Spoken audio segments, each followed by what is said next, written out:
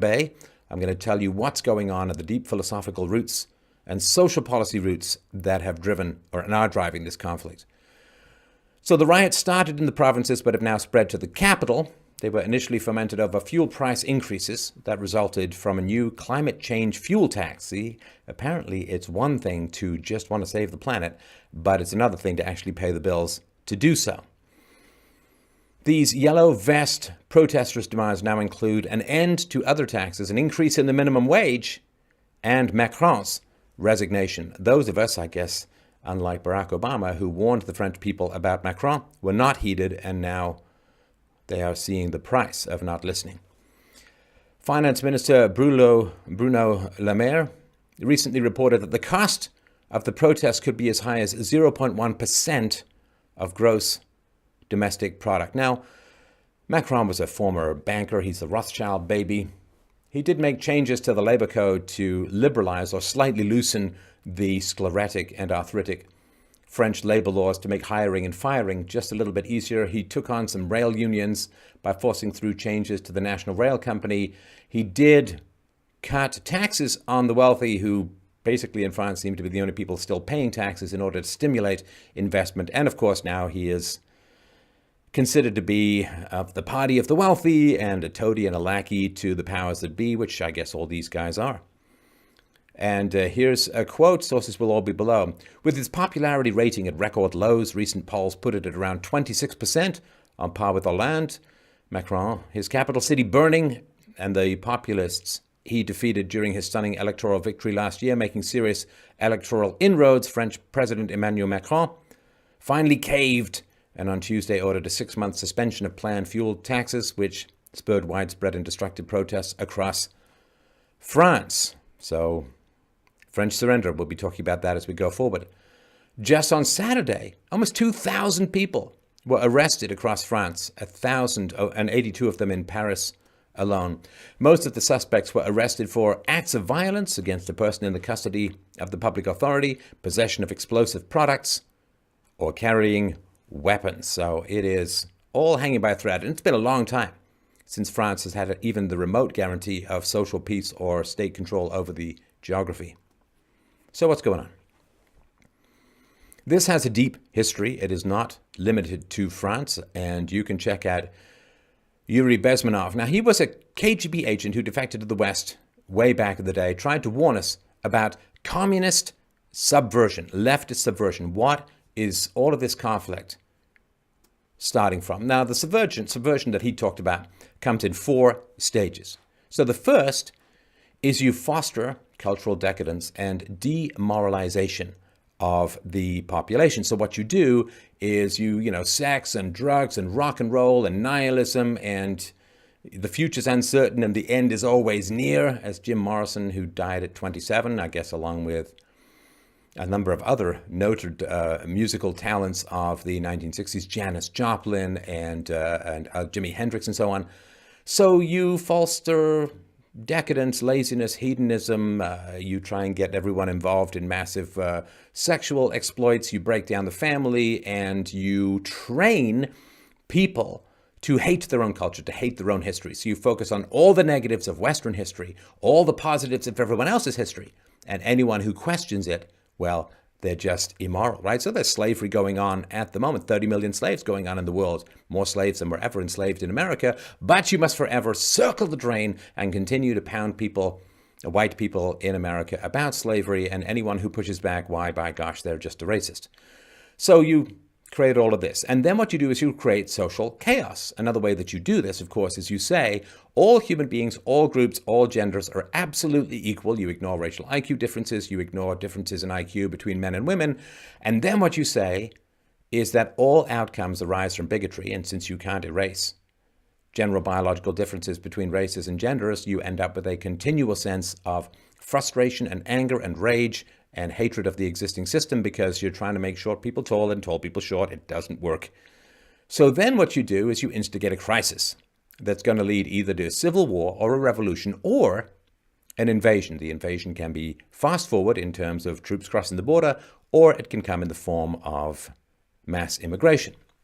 Now then, when all of this has come to fruition, you have a quick and savage coup. and that brings the country under the control of the Communist Party. That last stage is called normalization. And, a bunch of groups very good at taking over countries. Communists and Islamists tend to be the two most successful, and this has been going on for quite a while. Now, not many people know this, but of course, psychotic, mass-murdering son of a bitch communist Leon Trotsky invented and spread the word racism because he knew that multiracial societies result in social chaos. If you ever want to know what the relationship is of communism to diversity, well, ask them why they never criticized diversity in the Soviet Union, lack of diversity in the Soviet Union. Why did they never criticize a lack of diversity in China? Because they were already communist, you see. And so what they want to do is bring races of different intelligence levels, on average, again, never judge the individuals, but they want to bring races of different intelligence levels in and then say all of the resulting meritocracy discrepancies in outcome are the result of racism, thus setting all the races against each other and so on. And of course, the communists and the leftists never say, well, there's way too many leftists in the media and there's no diversity, right? They don't care about diversity at all. They care about using inevitable social conflicts to undermine existing societies. And that's been going on for a while.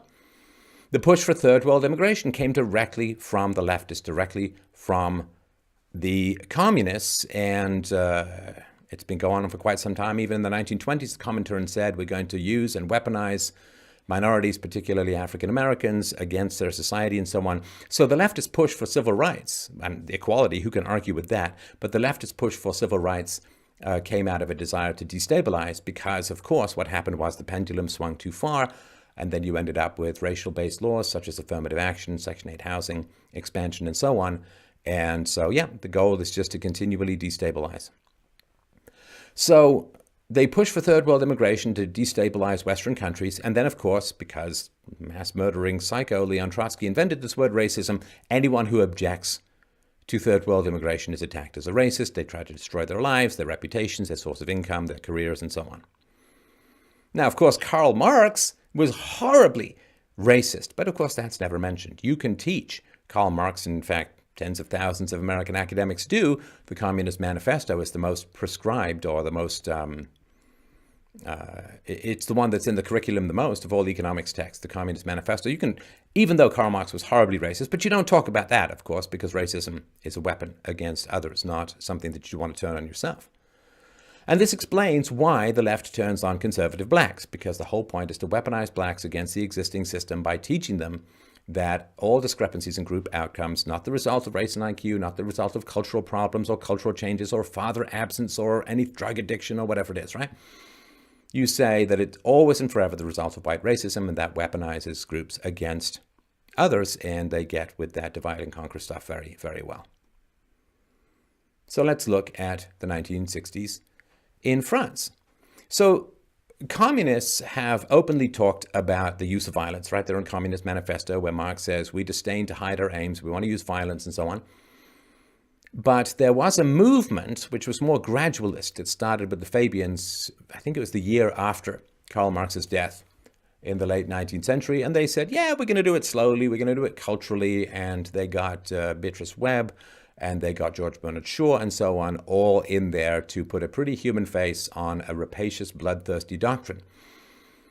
And they did a lot of subversion. There were hundreds of spies riddled through the American government. Joseph McCarthy was completely right, but he was not able to keep his movement going, particularly after he was murdered by the press.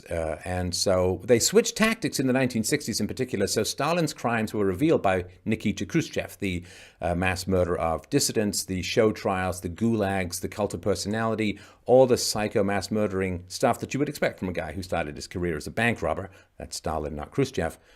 And so they had to switch tactics. They couldn't go for direct subversion. And also, capitalism was really succeeding very well in the 1950s. So that was a big problem.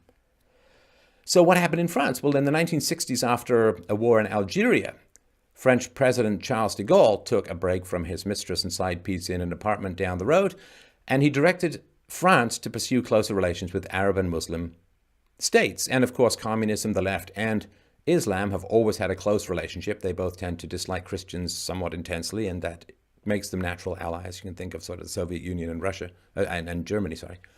So what happened in the 1960s was Algeria, Morocco, and Tunisia ended up supplying huge amount of guest workers to France, and this sort of went through the roof.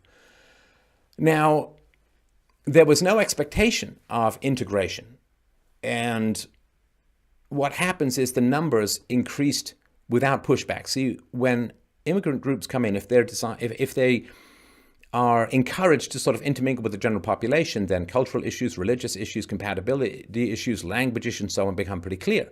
But if you create these sort of no-go zones or these areas where the general population doesn't go, and then you surround it with this moat of welfare, then people just stay out there. It's out of sight, it's out of mind, and their numbers can grow without causing a huge amount of pushback from the general population. So the common perception around all of these Algerian, Moroccan, and Tunisian immigrants was that, they're going to return home after their employment contracts end. And this, of course, is reinforced by the media of, well, why would you worry? And the only reason you dislike it is because you're a racist. And, of course, big business likes it because they get cheap labor, and the left likes it because they get more votes, all this kind of stuff. And so these migrants were settled in the outskirts of big cities in the out-of-sight, out-of-mind situation. And, of course, this is another reason why the left pushed for the welfare state, because you can't have mass immigration of incompatible cultures, of lower IQ populations without a welfare state, because otherwise they can't survive, they can't succeed. They either turn to violence and provoke the general population immediately, or they just return home, as a third of people who went to America in the 19th century did. So within 20 years, this group of migrants, Algeria, Morocco, and Tunisia, had swelled to millions, and then was joined by sub-Saharan Africans. Now, as I've talked about on the show, sub-Saharan Africans have an average IQ in the low 70s. It's a huge issue, and this is why you can't talk about race and IQ in the general media, and this is why the one thing that the left gets really ferocious about is when you talk about race and IQ, because then you have a methodology or a position with which to oppose third world immigration that has nothing to do with racism. It's just saying, well, look, I mean, we have a Western society that was designed by some severely brilliant people, that you need an IQ in the mid to high 90s at least as an average to sustain, and therefore if you want to have a freedom, if you want to continue to have your democracy, you can't have mass immigration from the third world, because once your IQ on average in the society drops below 90, well, you can't sustain any particular freedoms. You don't get things like freedom of speech, separation of church and state, deferral of gratification, and so on. So, this is why you can't talk about race and IQ, because they need nobody to talk about race and IQ, because race and IQ is a way of explaining group differences without having to invoke racism. In other words, it's not blacks, it's not East Asians, it's not whites, it's just an IQ thing.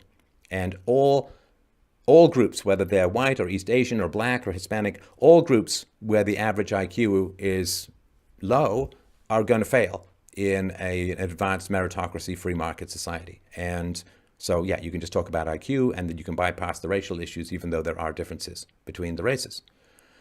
So the economy slowed, social spending increased to pay for all of these migrants, and mass unemployment set in, and the unemployed did not go home. See, a lot of people were making decisions about migrant workers based upon a pre-welfare state society. Once you get a welfare state, why would they go home? I mean, they just make huge amounts more money on the welfare state than they do by going back home. So now we have a big problem. And again, this is all before I was born, probably before you were born. And damn boomers, we just have to clean up all kinds of messes. So let's look, quick sprint through the 80s to the 90s in France.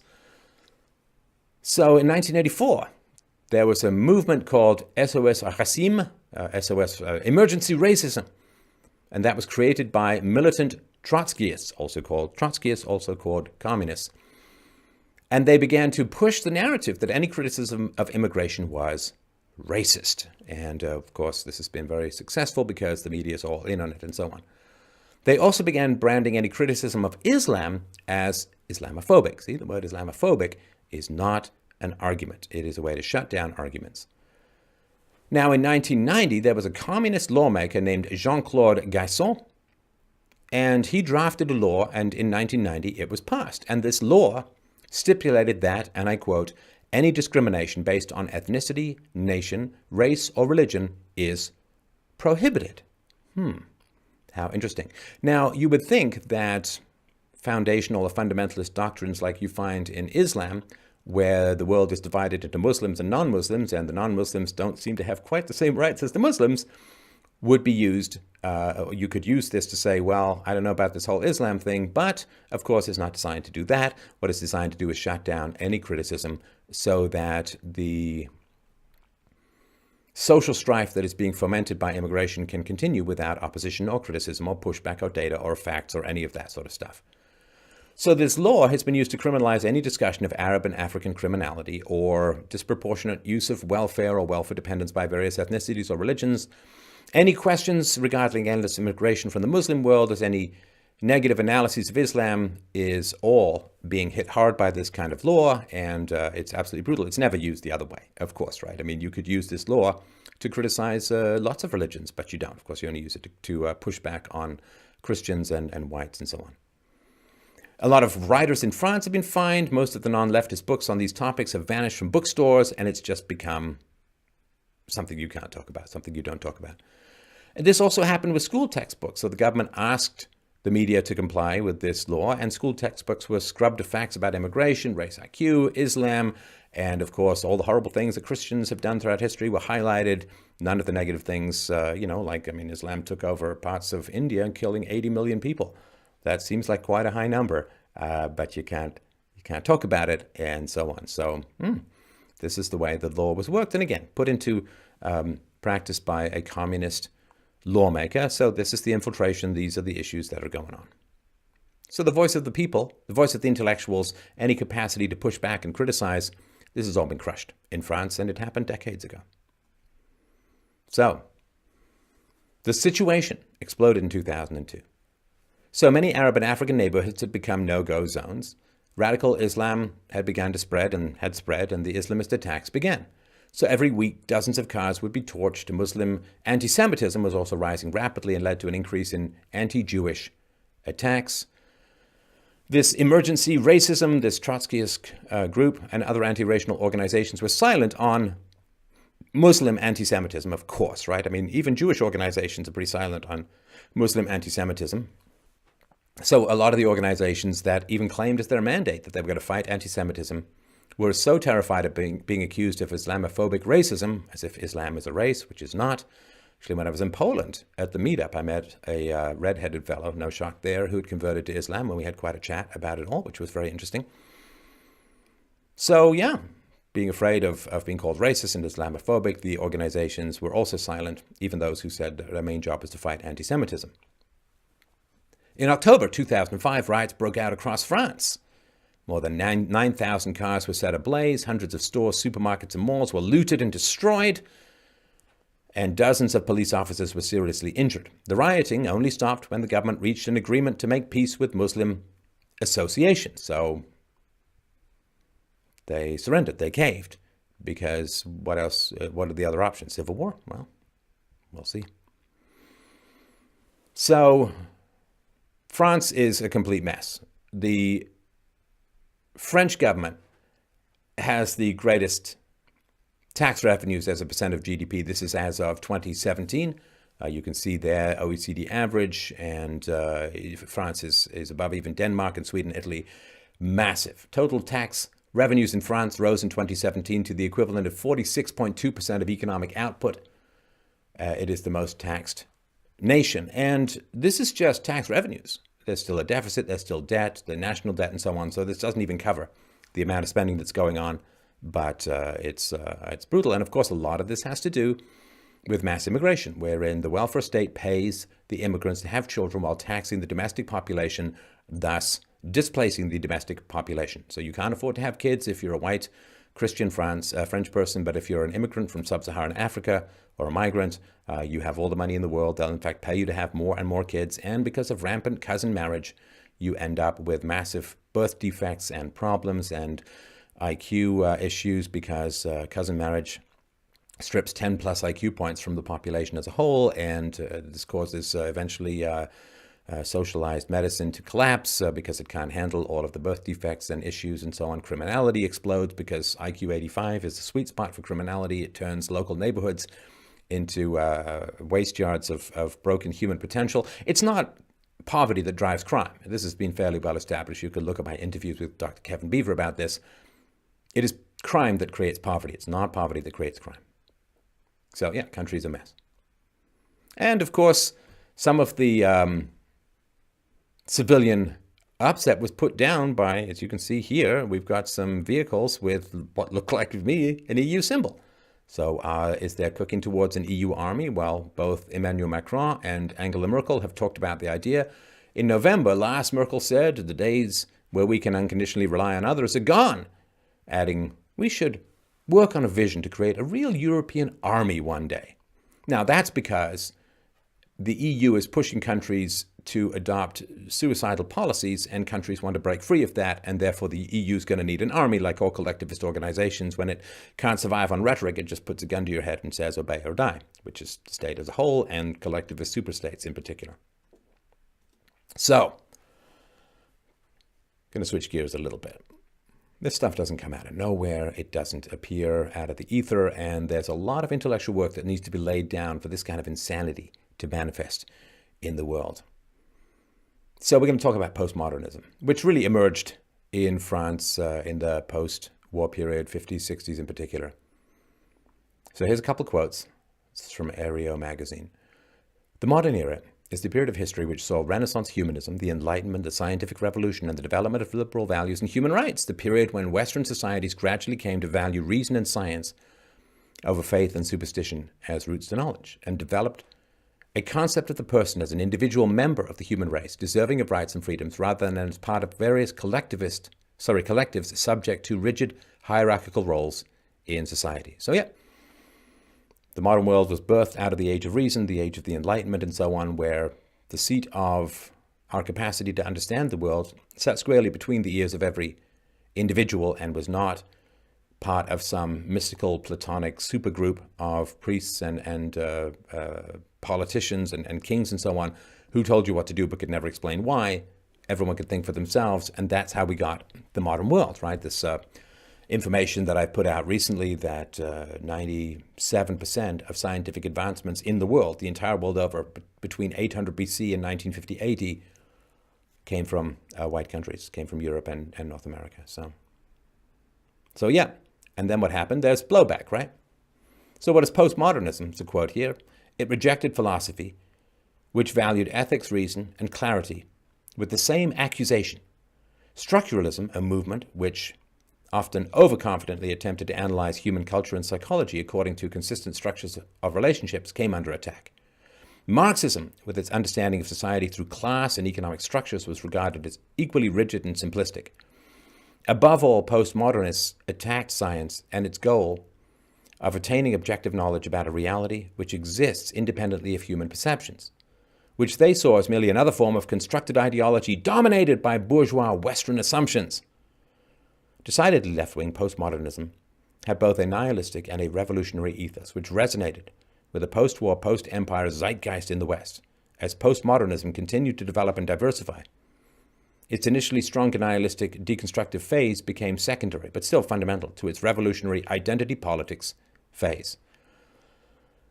So Marxism failed to play out, and all of its predictions were falsified, and it was basically just a steaming pile of leftist crap that fell apart with the slightest touch of empiricism or reason. So given that Marxism had failed empirical and rational tests, what happened? Well, you had to get rid of empiricism and reason. Of course, right? Right. In order to save the dead patient, you had to kill the society that was trying to bury it. So you had to get rid of reason and evidence as standards because Marxism failed each one. Heavily subjective. So here's an interview with postmodern philosopher Laurie Calhoun. She said, the interviewer said, when I had occasion to ask her whether or not it was a fact that giraffes are taller than ants, she replied that it was not a fact, but rather an article of religious faith in our culture. This is TFN, totally freaking nuts. This is absolute mental illness. This is psychosis. This is like masquerading as philosophy. This is like Rand villains come to life. And this has happened, right? So in the recent protests against Dr. Charles Murray at Middlebury, the protesters chanted, science has always been used to legitimize racism, sexism, classism, transphobia, ableism, and homophobia, all veiled as rational and fact, and supported by the government and state. In this world today, there is little that is true. Fact. Right? So again, identity politics as a substitute for rational analysis and empirical evidence. I see this on Twitter every single day. The organizers of the March for Science tweeted, and I quote, "Colonization, racism, immigration, native rights, sexism, ableism, queer, trans, intersex phobia, and economic justice are scientific issues." Well, I actually agree that racism and immigration are scientific issues. Sexism is a scientific issue. And yet every time you bring scientific facts, they go completely mad about it because, of course, it's a competing explanation for disparities between groups in the world. So let's just look at one of the major figures of postmodernism, Michel Foucault. And, I've tried plowing through a whole bunch of his stuff, and it is varying levels of pretentious incomprehensibility. But let's look at a little bit of this dude's life. So he said, and this is, I won't tell you. Okay. He said, "I am no doubt not the only one who writes in order to have no face. Do not ask who I am, and do not ask me to remain the same. Leave it to our bureaucrats and our police to see that our papers are in order." It's great. Aristotle helped discover and codify logic, and this guy is reproducing old Billy Idol songs. That's from the Archaeology of Knowledge. I'm telling you, go read my free book. It's a free book. You can go to freedomainradio.com, Essential Philosophy. It's free, audiobook, and you can get it on Kindle dirt cheap. It's really, really good. And it's very much against this kind of stuff. And he was not liked in school, which doesn't mean anything, right, in particular. But here's a quote. "His fellow students noted his love of violence and the macabre. He decorated his bedroom with images of torture and war drawn during the Napoleonic Wars by Spanish artist Francisco Goya. And on one occasion, Foucault chased a classmate with a dagger." So yeah, obsessed with death and murder and torture. And, was hugely influential, although the least read probably and least understood because he tried willfully to be misunderstood. By the time of his death, Foucault had been described as perhaps the single most famous intellectual in the world. Now, like Jean-Paul Sartre, Foucault joined the Communist Party in the 1950s. He several times attempted and often threatened suicide, so he was a manipulative, bald son of a bitch. And people who threaten suicide I just find absolutely repulsive as a whole. Who did he admire? Well, one of his prime intellectual and moral heroes was sadomasochistic artist, the Marquis de Sade. Although Foucault felt that Sade had not gone far enough. It should have gone a whole lot further in his torture and all this kind of stuff. Foucault enjoyed imagining suicide festivals or orgies because, co-joining sex and death. Woo, that's so edgy. Ooh, sex and death. Of course, the only reason we have sex is because we die and we need new people. We need to recycle. So, I don't know. It's just one of these, wow, the union of Thanatos and Eros and sex and death. It's so deep. It's like, nope. It's just sex and death. That's all it is. Just constants in human life. So when he was thinking about these suicide festivals, Foucault would say those planning suicide, he mused, could look, quote, for partners without names, for occasions to die liberated from every identity. Yeah, we get it. You hated yourself. I understand. And, you had good reason to hate yourself as well. So there was a very interesting debate between a leftist that I still have a soft spot for, who had a debate with Michel Foucault. So Noam Chomsky was having a debate. And Noam Chomsky was talking about, objective ethics and virtues and so on. And Foucault said ideas as responsibility, sensitivity, justice, and law were merely tokens of ideology that completely lacked legitimacy. Foucault argued the proletariat doesn't wage war against the ruling class because it considers such a war to be just. The proletariat makes war with the ruling class because it wants to take power. And, Michel Foucault, also addicted to sadomasochistic sexual torture. I'm sorry, I shouldn't laugh, but what kind of freaks of nature are these people put forward as scions of their ideology? So yeah, he was addicted to sadomasochistic sexual torture, including, and I quote, gagging, piercing, cutting, electric shocking, stretching on racks, imprisoning, branding. And Foucault died of AIDS after spreading it to many other people with knowledge. So he threatened to kill himself, tried to kill himself, ended up killing others through spreading AIDS and torturing people. There's a biographer named Miller, and he has a lot of notes talking about Foucault. And when he's discussing this sadomasochistic torture fetish that Foucault lived, particularly in California, of all places. Here we go. So Miller, the biographer, informs us that his discussion is based on such works as, and I quote, The Catacombs, a Temple of the Butthole. On Urban Aboriginals, a celebration of leather sexuality, and the new Leatherman's Workbook, a photo-illustrated guide to SM sex devices. Yeah, I know, it's my initials too. The biographer says, for the techniques of gay sadomasochism in these years, I have relied on Larry Townsend's The Leatherman's Handbook 11. So, yeah. Foucault. You got to read a book called The Temple of the Butthole to try and make sense of his life.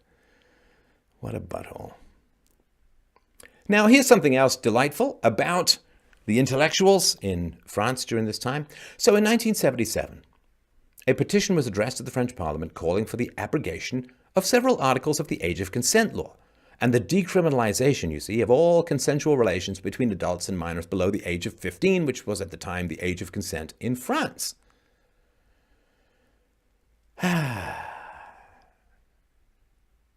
So who signed this let's legalize pedophilia law? Well, quite a few people. The document was signed. Hey, let's legalize. They'd say, let's legalize pedophilia. Who signed the document? The philosophers, Michel Foucault, Jacques Derrida, Louis Althusser, Jean-Paul Sartre, Simone de Beauvoir, and André Glucksmann, by the philosopher and semi-otician Roland Barthes, by the novelist and gay activist Guy Hockenheim, the actor, playwright, jurist Jean Danel, the writer and filmmaker Alain Rabé-Grillet, who was elected in 2004 as a member of the who was elected in 2004. I'm sorry, I'm trying to do this without glasses, a little squinty. A member of the Académie Française, the writer Philippe Solers, the pediatrician and child psychoanalyst Francois Dotto, and also by people belonging to a wide range of political positions. So, yeah, major sections of the French intelligentsia were really, really keen to legalize pedophilia. So, yeah, according to a source I'll put below, yeah, Foucault died of AIDS because he was, Freddie Mercury style, going through all the gay bars, and knowingly infected several others in bathhouses. One of his last words, Michel Foucault, this lovely philosopher, one of his last words were, because he was dismissing safe sex, like, why didn't you wear a condom? He said, to die for the love of boys, what could be more beautiful? According to reports, Foucault was also a pedophile, often acted as an apologist for pedophilia by acting as if distinctions between adults and children didn't exist. And Simone de Beauvoir was accused of pedophilia, had threesomes with her academic husband, Sartre, and so on. Just monstrous people. Absolute psychopaths, sociopaths, child predators. I mean, this just absolutely monstrous. And, I got to tell you guys, hey, France, if you let people like this run your intellectual life, it's hard for me not to say, burn, baby, burn. Here's something else Foucault said. He said, I wasn't always smart. I was actually very stupid in school. There was a boy who was very attractive, who was even stupider than I was. And in order to ingratiate myself with the boy, who was very beautiful, I began to do his homework for him. And that's how I became smart. I had to do all this work to just keep ahead of him a little bit in order to help him. In a sense, all the rest of my life, I've been trying to do intellectual things that would attract beautiful boys. And that's who's been in charge of your culture. So, that was Michel Foucault in 1983. What can I tell you? France, you reap what you sow. Ideas have consequences. You let these kinds of people run your society. Your society